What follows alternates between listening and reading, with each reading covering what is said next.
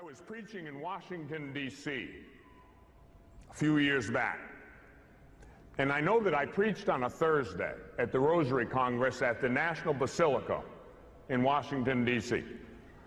I gave my talk, and afterwards I had a phone call in my room. We were staying at the Catholic University, and it was one of the missionaries of charity.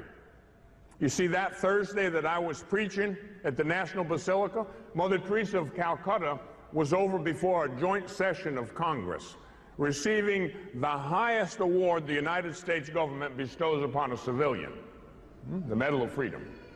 Some of you saw it on television, and you'll never forget it. The then president and vice president will never forget it either.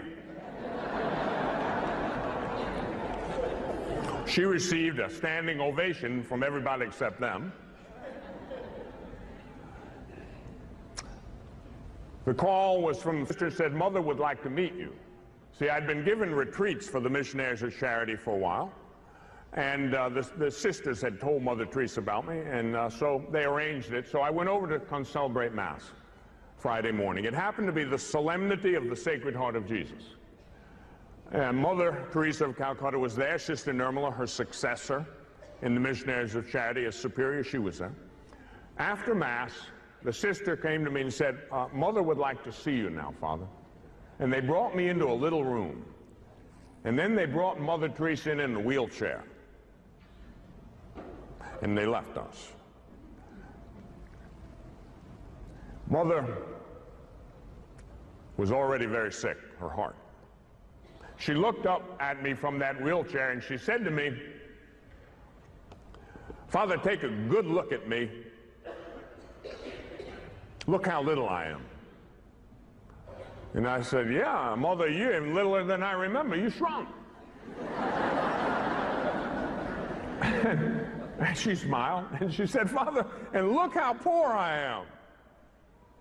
I have been doing this work that I do for over 50 years. I've been a nun for over 50 years. Why, my entire world's possessions can fit in one little bag. I can pack up in 3 minutes and go any place in the world at a moment's notice." I said, I know you're poor, Mother. You live evangelical poverty, that's for sure." And she said, "And Father, look at me. Look how sick I am.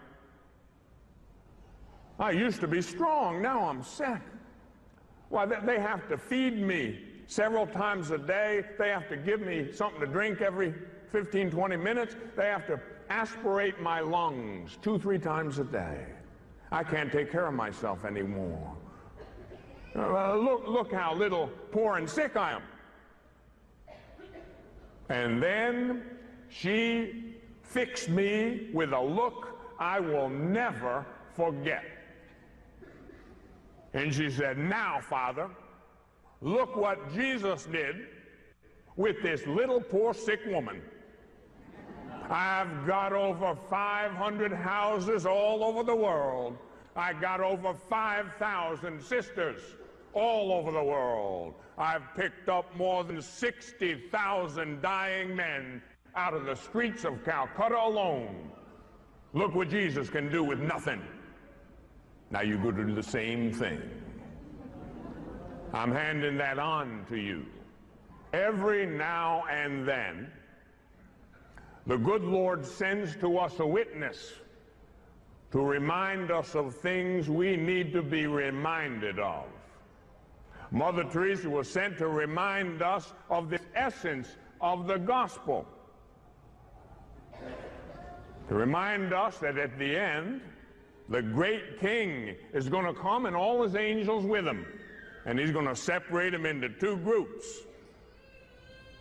And what differentiates those 2 groups are the things that I mentioned.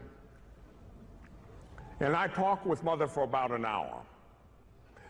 It is not often that one has the opportunity to sit with a saint and converse familiarly. She was close to the end. For precisely 90 days from that day, she would die and go to her reward. But on that solemnity of the Sacred Heart of Jesus, I sat with her, and she spoke to me. in a way like a mother would speak to a son. And she reminded me of the heart and essence, the sum and substance of the gospel, which is Jesus Christ himself. When I'm hungry, you gotta feed me. Mother Teresa used to do something with her sisters. When she'd be talking to them, instructing them, she would be pointing this out. This was the essence of their life. And when she came to that critical juncture in her talk, she would do this. Insofar as you did it for the least of my brethren, you did it for me. You did it for me, Jesus says. Don't ever forget when you feed the hungry, house the homeless, and visit those who are sick or in prison, the aliens away from home, lonely, unfamiliar with this land. Don't forget who you're ministering to. You are dealing with Jesus Christ, who one day, when the dust settles and the smoke of battle is blown away, that same Jesus that you were kind to in the least of his brethren is going to smile at you.